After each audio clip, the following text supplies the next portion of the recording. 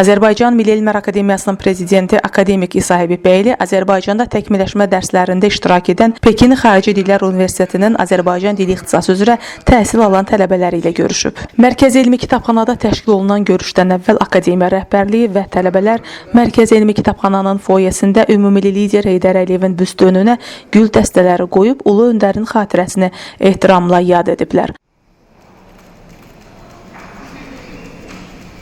Sonra Çinli tələbələr kitabxananın sərgi zalı ilə tanış olub, burada nümayiş etdirilən AMEA əməkdaşlarının müəllif olduğu təsviri sənət nümunələrinə baxıblar. Tələbələr ümumilli lider Heydər Əliyev, Azərbaycan Respublikasının prezidenti İlham Əliyev və birinci vitse-prezident Mehriban xanım Əliyevaya həsr olunmuş güşələr, eyni zamanda Qarabağ müharibəsi qəhrəmanları fondu və AMEA təsisçilərinin büstləri ilə tanış olublar. Akademik İsa Həbibbəyli tələbələrə tanış olduqları güşələr və ekspozisiyalar barədə ətraflı məlumat verib. Xüsusilə Azərbaycan Milli Elmlər Akademiyasının təsisçilərinin elmi irsi, akademiyanın formalaşmasındakı rolu və Azərbaycan elminin inkişafındakı xidmətlərindən danışıb. Ölkə prezidenti İlham Əliyevin iştirakı ilə noyabrın 3-də keçirilən AMEA-nın 80 illik yubiley yığıncağı barədə məlumat verən Azərbaycan Milli Elmlər Akademiyasının rəhbəri bu mötəbər tədbirdə Çin alimlərinin də iştirak etdiyini, iki ölkə arasında elmi əməkdaşlığın yeni inkişaf mərhələsinə qədəm qoyulduğunu xüsusi vurğulayıb. Azərbaycan və Çin arasında uzun illərdir formalaşmış strateji tərəfdaşlığın elmi mədəni sferada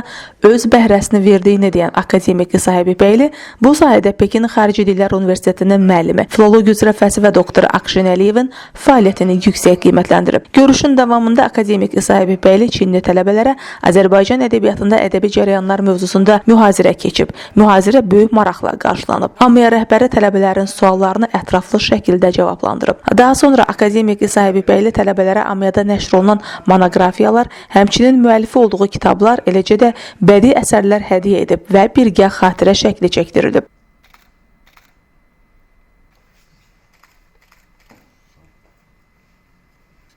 Çinli tələbələr AMEA Rəissiyyət Heyəti aparatının inzibati binası ilə də tanış olub, binanın tarixi, memarlıq xüsusiyyətləri və akademiyada aparılan elmi təşkilat işləri barədə məlumat alıblar. Leyli Namiq qızı, Ziya Xudiyev, Fərid Həşimov, Elm TV.